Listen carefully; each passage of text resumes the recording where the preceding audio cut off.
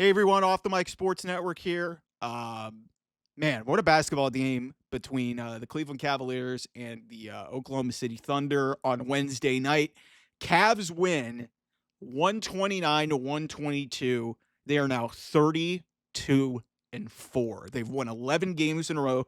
I mean, this is the first one of their 11 straight wins where they didn't win by double digits, but you know what? Hey, but here's the reality. The Cavs had 7 guys in double figures. 7 guys.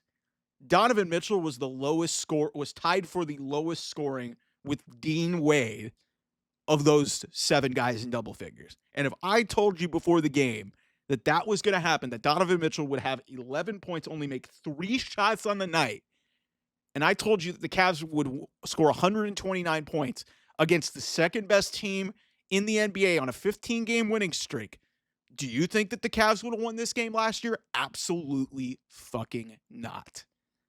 This is and I did a video about a week ago, and there was a lot of interaction. I appreciate it. It's nice to know that there's a lot of people, NBA fans and Caps fans, watching on here on the channel.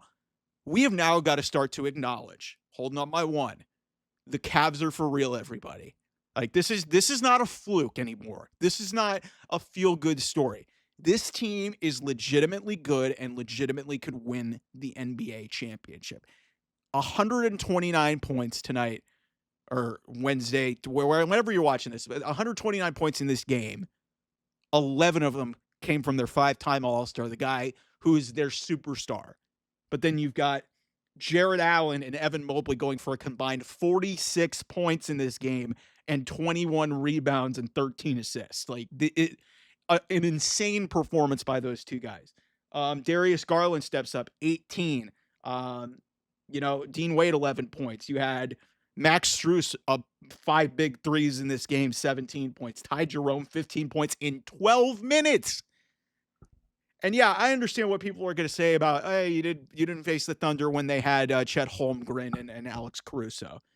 They still had Shai Gilgeous-Alexander and Jalen Williams go for a combined 46 points, 56 points, 31 points for Shai, and 25 for Jalen Williams. The Cavs are for real, everybody.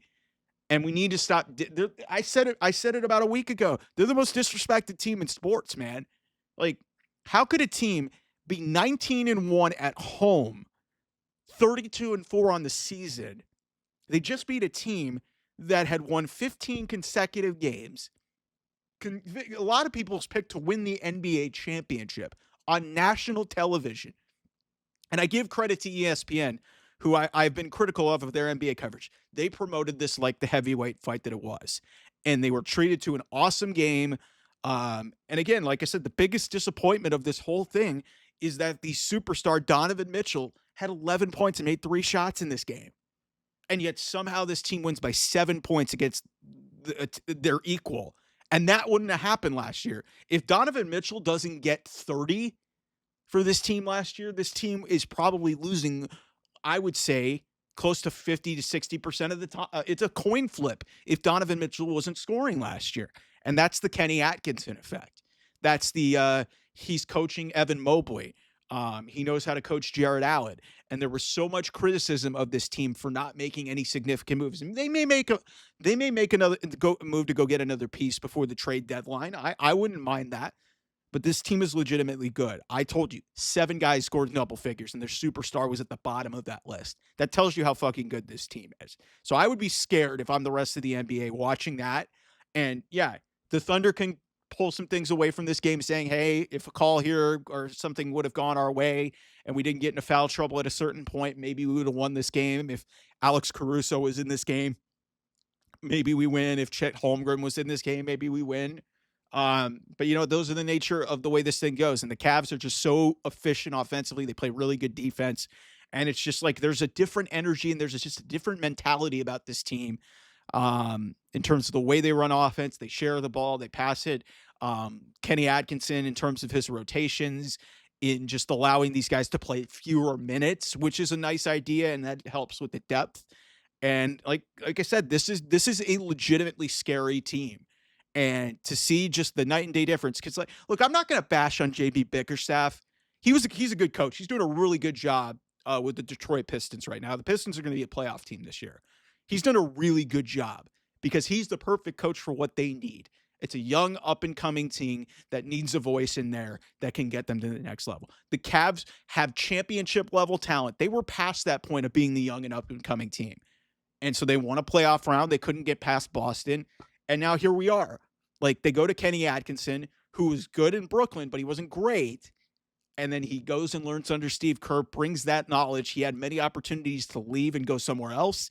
He comes to Cleveland. He's got relationships with people. His coaching staff has just done an unbelievable job. And a lot of people were talking about this being the test for the Cavs against Oklahoma City in their own building. ESPN having them. It's the marquee game on the NBA night. It was a great basketball game. And their superstar doesn't show up. I'm not going to say he doesn't show up. He has a bad game. And superstars have bad games. But the sign of a great team is when his teammates pick him up. And when I told you, 6 other guys in double figures along with Donovan Mitchell. And your big guys, Evan Mobley and Jared Allen, who have come up small and big in a lot of big moments for this team in the past. But this season's very different. This is a different team. This is a different year. We'll see, like, obviously Boston's in the way. Milwaukee's potentially in the way. Atlanta's given them some trouble this year. Cavs are still, Knicks, like the Cavs are still going to have some hurdles to clear, but this is a scary team. And I would be very wary if I'm the rest of the NBA. Keep disrespecting and keep talking about this team not being for real.